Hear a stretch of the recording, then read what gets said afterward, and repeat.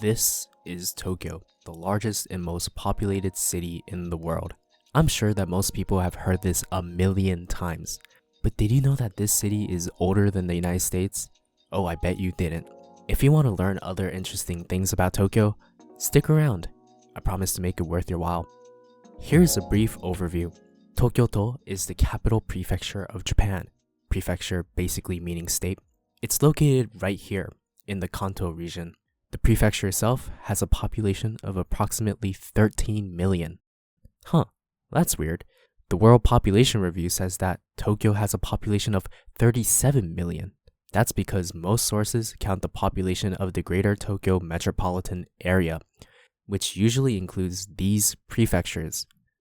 The land area of Tokyo is 2,190 square kilometers, while the Greater Metropolitan Area is 13,570 square kilometers. The population density of the to is around 5,940 residents per square kilometer, and the greater area has a density of approximately 2,730 residents per square kilometer. That might sound like a lot, but mind you, cities like New York or Delhi are much more crowded. Also, Tokyo isn't a uniform concrete jungle. Rural zones exist inside the prefecture. So let's zoom in.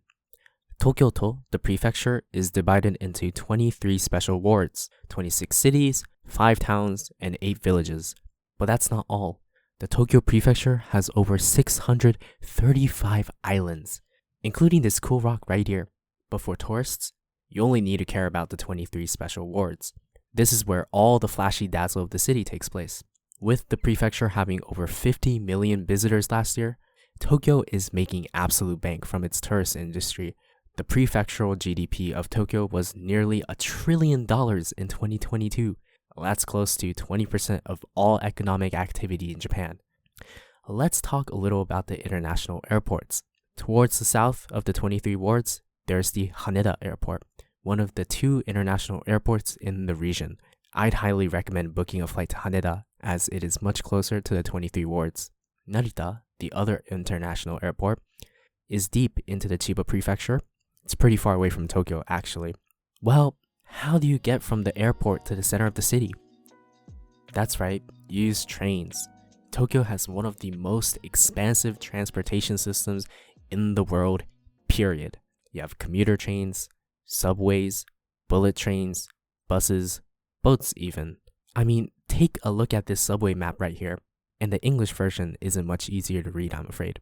This web of trains is what citizens and tourists use to traverse the 23 wards and more. Y'all definitely going to need IC cards to get around in the city. Buy them at a kiosk or ticket machine at the closest station. It should look something like this.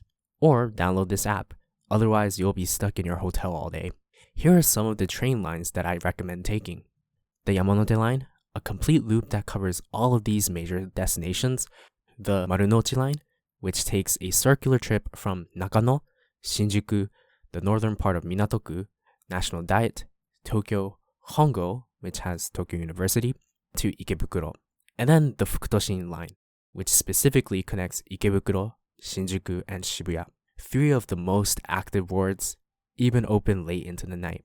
You can even directly go to Yokohama since the train converts into the Minato Mirai line at Shibuya Station.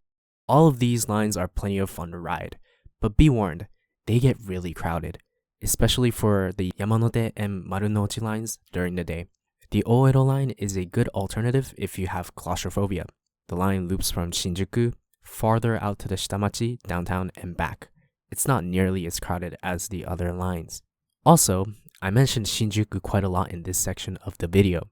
Well, that's because Shinjuku is the busiest station in Japan, and the world at that. 3 million people use it every single day. Apparently, it has the moniker of being a labyrinth because the station is so expansive and complicated. But here's a fun fact. Did you know that half of this station is not even in Shinjuku? It's actually a part of Shibuya. Misleading, right? If you want to go out of prefecture, Japanese equivalent of going out of state, you can take the commuter at Shinjuku. That's what most people do. Or take a bullet train at Tokyo Station. This station has a beautiful Western-inspired Meiji-era brick aesthetic. Underground, you can buy a lot of souvenirs and ekiben, which are basically lunch boxes sold at stations, to eat while you're inside the train. The boats are also a fun way to traverse the coast of Tokyo. I've never rode one myself, but if you purchase a ticket, you can travel from Odaiba all the way to Asakusa, two amazing tourist destinations. Now, you might have a better understanding on how to traverse Tokyo, but it might be a bit hard to enjoy the city without knowing the tourist hotspots. So let's go over some of the major areas that you have to visit. To get a good feel of the Tokyo culture, go to Asakusa, specifically Sensoji, with the iconic Kaminarimon and Nakamise Street, very picture worthy I must say. Try tasting the delectable Asakusa Menchikatsu for 350 yen, $2.38.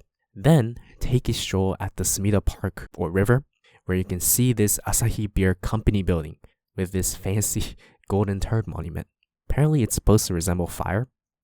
Slightly to the west, there's Ueno, which has a nice zoo, a large park, and several museums. I personally like to go around the souvenir shop of the Tokyo Science Museum. There's a lot of gems, fossils, and other kind of goods. Ueno also has the famous Ameoko shopping center. There's a lot of food there. Go further south and you'll find a Japanese subculture at Akihabara. The area is well known for its marketing of anime or video game goods. It's a perfect place to geek out. Or you can visit one of the local maid cafes located there. Here's another fun fact. Did you know that this town right here, Kanda Aoicho, has a population of 0? Yes.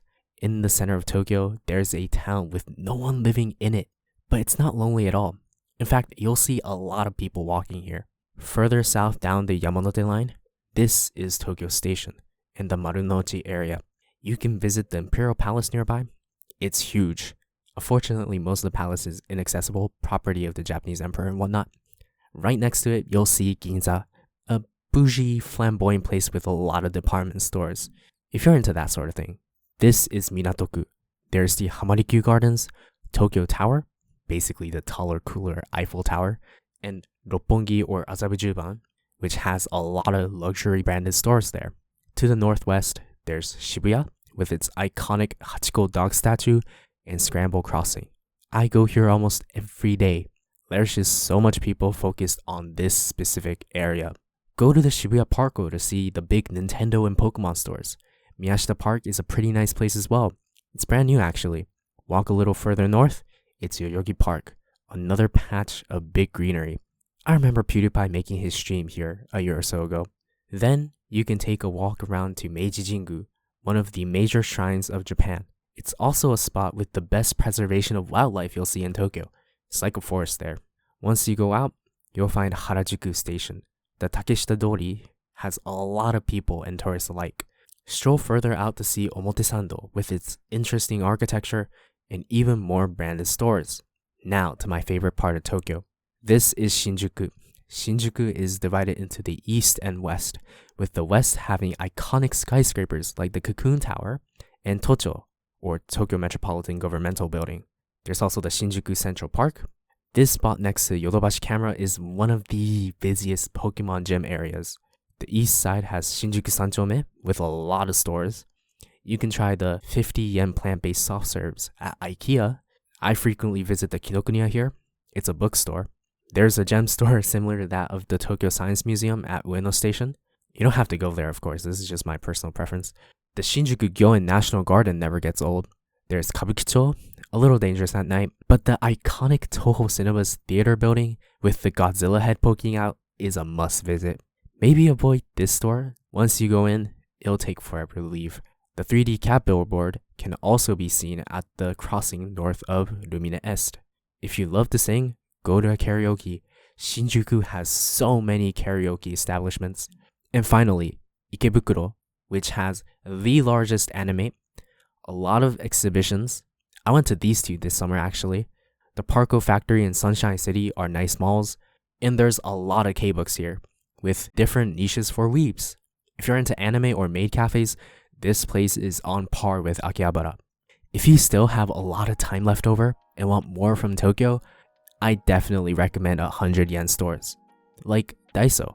All the goods cost 100 yen, less than $1, and you can find all sorts of interesting trinkets. I recommend this new one at Shinjuku. You want music? Visit the Tower Records at Shibuya. You want even more souvenirs? Visit the Don Quixote at Shibuya. It's much larger than the Kabukicho store. Please trust me on that. Tokyo also has a lot of department stores. Rumine, Atore, Isetan, Marui, Takashimaya. Some of them are pretty interesting to go around. Craving more culture? Eat at an izakaya, yakiniku, or monjayaki restaurant, the eastern variant of okonomiyaki. There's also sushi, a special Tokyo-only style sushi. Try visiting Hiei Shrine, one of the oldest shrines in the city.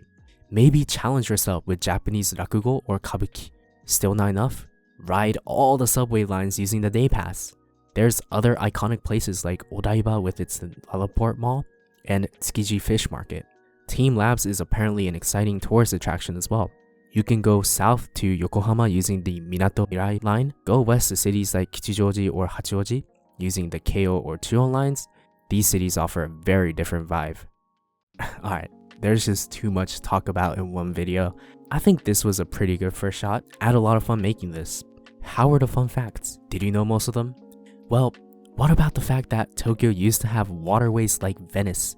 Or the fact that Tokyo itself was actually half underwater when it was first founded? Intriguing, right? If you're interested in going to the places I mentioned in the video, the addresses to all the locations will be listed in the description.